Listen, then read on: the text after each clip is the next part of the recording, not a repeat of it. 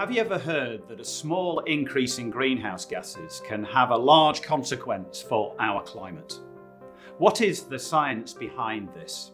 The Earth's climate is a complex system where many processes drive the interaction between global temperatures and the concentration of carbon on the land, in the oceans, and in the atmosphere. The stability of our climate system relies on the natural balance of different feedback loops.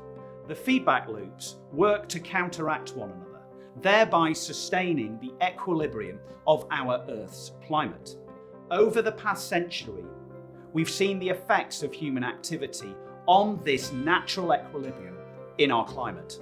Our carbon emissions from the use of fossil fuels and land use changes have greatly disturbed the balance which had remained for the last 10,000 years.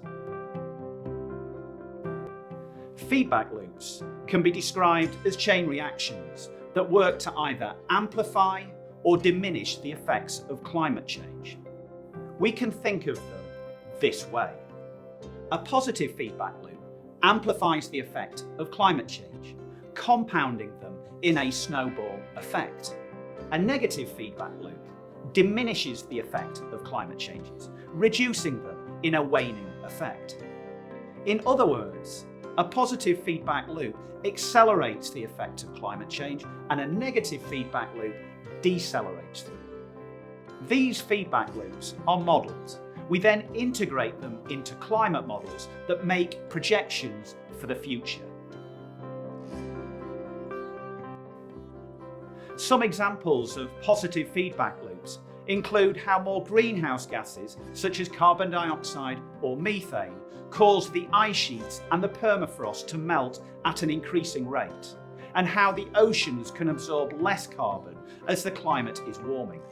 There is also the water vapour feedback loop. Water vapour is another greenhouse gas, and it traps heat, leading to a warmer climate. A warmer climate can contain more water vapour, which then traps more heat, further increasing our global temperatures. Deforestation and forest fires can lead to increasing carbon emissions and a warmer and drier climate. This leads to a higher risk of more forest fires and even more carbon emissions. There are, however, a wide variety of negative feedback loops that help to slow down climate change. For example, a warmer atmosphere contains more water vapour, which increases cloud cover. Certain types of clouds reflect incoming solar radiation, therefore we receive less sunlight and the Earth cools. Our plants react to the amount of carbon dioxide in the atmosphere. More carbon dioxide stimulates plant growth through photosynthesis. With increasing photosynthesis, the plants capture more carbon dioxide, reducing the amount of carbon in the atmosphere, and our planet cools. So these negative feedback loops counteract the effect of the positive feedback loops, and they slow down climate change. Now, human activities have increased the amount of greenhouse gases in the atmosphere, and our global temperatures have been rising throughout the 20th century. The effects of these positive feedback loops are increasing at an unsustainable rate. This is accelerating climate change. The last decade was the warmest since the 1850s, and the years 2016, 2019, and 2020 were the warmest years on record. The counterbalancing effect of negative feedback loops cannot compensate for this. It cannot rebalance the system. And we are experiencing the effects of climate change today, with rising sea level and more extreme weather events. We are now pushing the Earth towards tipping points. Tipping points are abrupt, unpredictable, irreversible changes in the climate system. An example is the catastrophic collapse of the Antarctic ice sheet, which could cause sea levels to rise over 10 metres, flooding Singapore and other low-lying nations.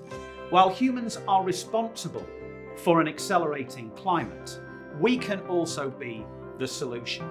For example, to limit the positive feedback loops, we can reduce the amount of carbon we're emitting to the atmosphere, and we can start to store carbon underground with new technologies.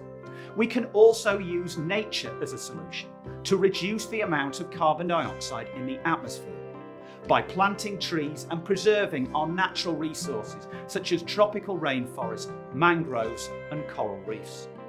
Every single person, every single community and every nation must play their part. As we continue to learn how our climate feedback loops work, together we can also take actions to help sustain the natural equilibrium of our planet.